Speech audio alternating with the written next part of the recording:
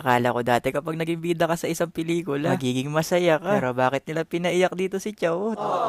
First time ko nga maging bida sa isang series. Kaya for today's video mga guys, artista muna tayo.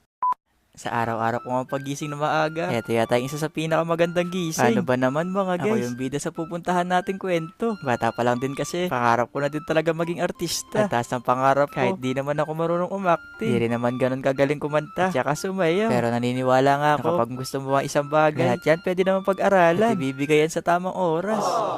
Alas 4 pa nga lang to ng madaling araw. Kaya maaga din talaga yung call time namin. Kaya pagkatapos ko nga makakain, naganda na rin ako. Kasi nasa baba na din daw yung magsusundo. Nabigay na din yung mga script namin. At eto medyo makapal siya. At medyo mahaba din yung linya namin. Parang ibang script nga na mahaba. Memorize ko na nga lang din para hindi ako mablanko mamaya sa shoot. Nakakaya din kasi magkamali. Kasi panigurado maraming nanonood mamaya. Paglabas ko nga, tinignan ko agad yung plate number ng van kung tama yung binigay sa akin. Baka kasi maling van yung nasakyan ko.